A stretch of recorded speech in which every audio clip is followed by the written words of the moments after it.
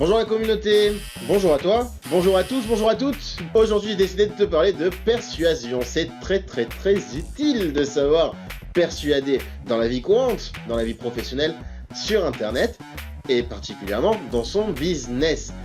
Sur son site, sur des pages d'atterrissage, sur des fiches produits, dans des places de marché, dans les réseaux sociaux, dans les mails, enfin un peu de partout en réalité.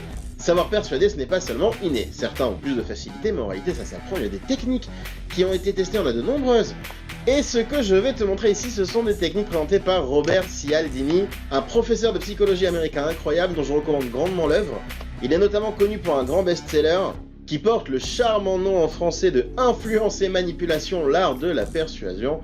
Et je vais ici te décortiquer un petit peu ce qu'il te dit et te condenser tout ça et te résumer tout ça dans les 6 grandes techniques qu'il présente.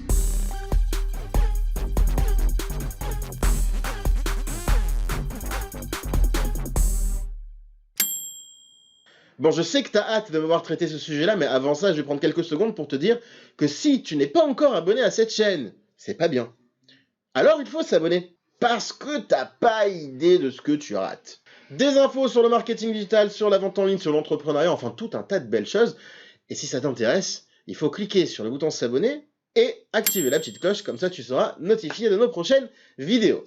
Pour ce premier principe, on va parler de réciprocité. C'est un biais cognitif qui dit que si on me fait du bien, je vais vouloir le rendre. Si on me donne quelque chose, eh bien je vais être redevable de quelque chose, je vais le sentir, le ressentir, et forcément, je vais plus facilement accepter de donner ce que l'on attend de moi. Non, c'était pas bien. Bon, je t'accorde que c'était pas très clair, alors du coup ce que je vais faire, je vais peut-être l'illustrer. L'idée c'est quoi? Eh ben c'est le principe de l'échantillon gratuit. Je passe devant une boulangerie, on me propose un échantillon, je mange l'échantillon, je rentre dans la boulangerie, j'achète quelque chose, on m'a donné quelque chose, je veux le rendre. Ou encore je me balade sur internet, je cherche une réponse à une problématique, par exemple, comment faire du sport quand on n'a pas de temps.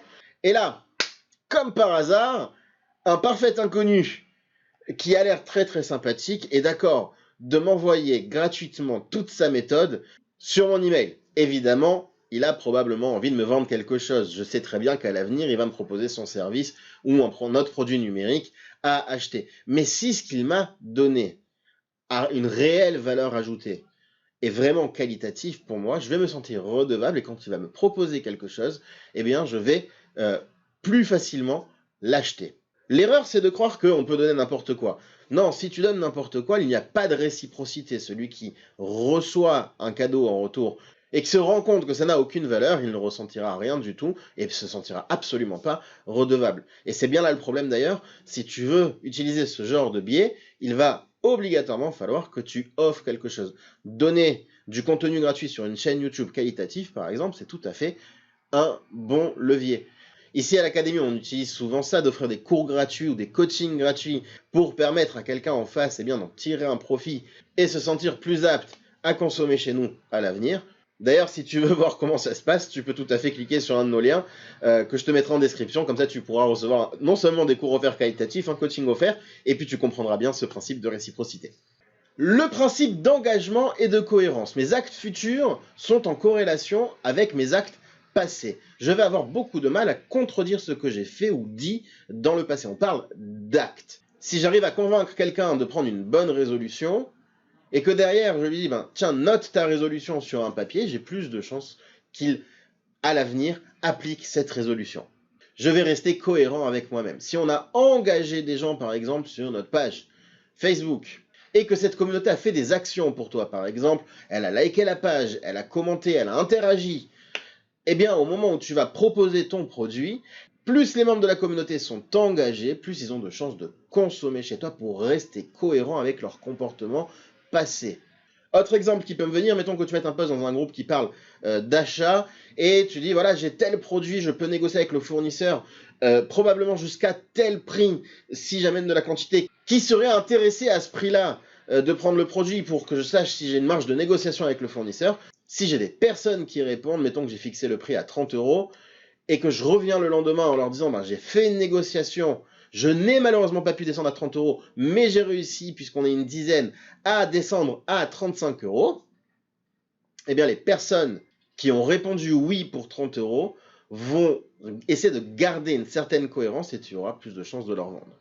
Troisième grand principe, la preuve sociale. Plus ils sont nombreux à approuver, ils ont forcément raison. Ce principe se retrouve de partout. Je vais te montrer. Prenons cette page de résultats de recherche sur eBay. Eh bien, lorsque je vois que ce vendeur a vendu plus de 5300 fois cet article, forcément, ça m'inspire plus confiance et j'ai plus de chances de l'acheter. Et celui-ci l'a vendu plus de 2000 fois, et celui-là presque 4000, etc., etc. Ce n'est pas anodin que cette information-là est présentée ici. Ce n'est pas anodin que lorsqu'on se balade sur certains sites, à chaque fois qu'il y a un nouveau membre, parfois on reçoit une pop-up pour nous dire tiens, telle personne est devenue membre du site. Ou un achat vient d'être généré. Il y a plein d'add-ons et de techniques qui permettent de faire ça, mais le plus simple si on ne travaille pas sur une place de marché, c'est évidemment des modules d'avis produits sur une page de vente. S'il y a eu des avis, plus il y en a, mieux c'est pour nous. Le même principe s'applique de partout. Plus il y a de membres dans une communauté, mieux c'est. Plus il y a de réponses dans un post, mieux c'est. Si tu vas au restaurant et que tu as le choix entre le restaurant de gauche et le restaurant de droite, eh bien tu auras probablement plus de chances d'aller dans le restaurant qui est le plus plein, etc., etc. Quatrième principe, le principe d'autorité. Le principe d'autorité nous dit que si un membre représente l'autorité, cautionne ce que j'ai à proposer, eh bien mon audience aura plus de chances à consommer chez moi.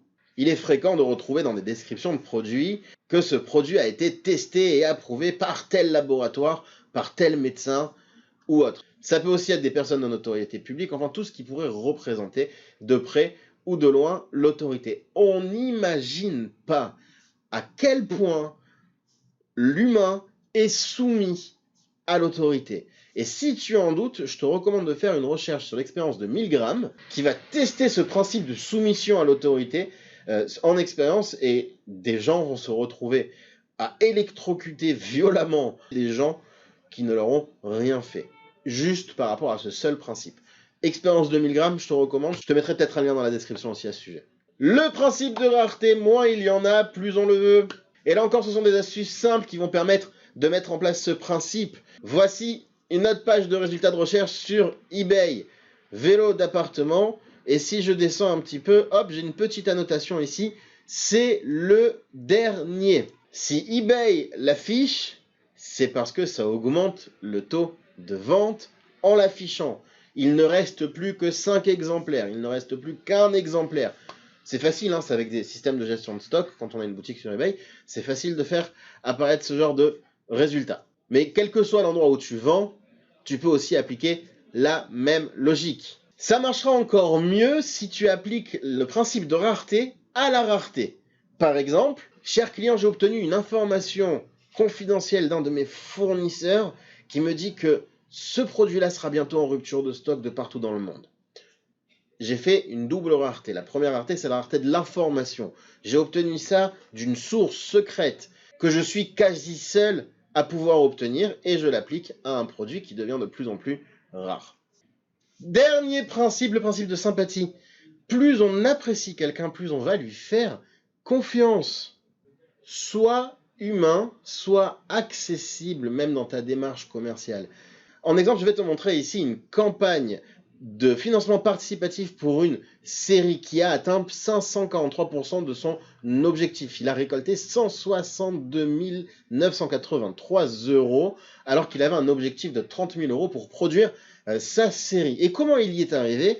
Eh bien, regarde un petit peu qu'est-ce qu'il écrit ici. Bonjour à toi, tu ne me connais peut-être pas encore et tout le monde s'en fout. Alors, avant de passer au pourquoi du comment et de ce financement participatif, laisse-moi t'en dire un peu plus sur la série. Et tout le monde s'en fout. Et patati et patata. Ce qu'il fait ici, c'est du storytelling. Il va raconter son histoire, il va se mettre en scène, il va parler de lui. Mais il va parler de lui pas pour se mettre au-dessus des autres, mais pour dire je suis comme les autres. Et ça va le rendre sympathique aux yeux des visiteurs. Et c'est ça qui est important. En étant sympathique, il a réussi à récolter 5 fois plus que ce qu'il avait prévu. Tu peux l'utiliser dans tes emails, tu peux l'utiliser dans tes descriptions de produits, tu peux l'utiliser dans tes posts sur les réseaux sociaux, tu peux l'utiliser en vente frontale, en négociation avec des partenaires, avec des clients. Dans ta vie privée, sois sympathique, tu auras plus de chances de persuader. On arrive à la fin de cette vidéo et j'espère que ça t'a plu, et si tu es un entrepreneur, je te recommande grandement de prendre ces 6 points, de les noter quelque part, de te les afficher à chaque fois que tu fais une action où tu dois persuader. Essaye d'en faire figurer au moins 4. Si tu crées une page de vente, si tu crées une description de produit, si tu mets en place une communication sur tes réseaux sociaux, essaye de mettre en place un maximum de ces principes de persuasion. Ils peuvent se cumuler, ils augmentent leurs chances en se cumulant. Tu verras tes résultats. Bah, je t'en dis pas plus, c'est magique. D'ailleurs, je suis certain que tu as déjà testé sans savoir que tu utilisais un principe connu, un de ces principes, ou si tu ne l'as pas testé, peut-être que tu l'as vécu côté client. Et histoire de prouver un petit peu à tout le monde que Robert Cialdini n'a pas menti, ce que je vais te demander de faire, c'est que tu nous fais un petit retour d'expérience dans ton commentaire. Qui a déjà utilisé un de ces principes et qu'est-ce que ça a eu comme conséquence? Est-ce que ça a amélioré quelque chose? Ou alors si tu étais côté où il fallait être persuadé, si tu as été persuadé par cette technique-là, ben mets-le-nous dans le commentaire. Le fait qu'il y ait un maximum de monde qui font un retour d'expérience dans ces commentaires-là va augmenter le principe de preuve sociale sur ces 6 principes. Tout celui qui les lira pourra se dire « Ah ben oui, c'est vrai, regarde, celui-là, celui-là, celui-là, celui-là, le confirme ». Donc en même temps, tu participes à une petite expérience et tu permettras aux membres de la communauté qui liront tout ça à faire le bon choix et à se dire « Oui, effectivement, il faut que je l'applique ». Quoi qu'il, si cette vidéo t'a plu, mets-moi un petit pouce, que tu commentes ou que tu ne commentes pas, c'est quand même sympa de le signaler. Si tu as n'importe quelle question sur le sujet ou même sur un autre sujet, n'hésite pas non plus à les mettre dans le commentaire. Ça ne sert pas seulement à un retour d'expérience. Et d'ailleurs, si la question est suffisamment pertinente, j'en ferai probablement un sujet pour une future vidéo. Et enfin, je te rappelle que si tu veux être notifié de cette future vidéo, il faudra t'abonner et activer la petite cloche. Sinon, tu passeras à côté. Et moi, je te dis à bientôt!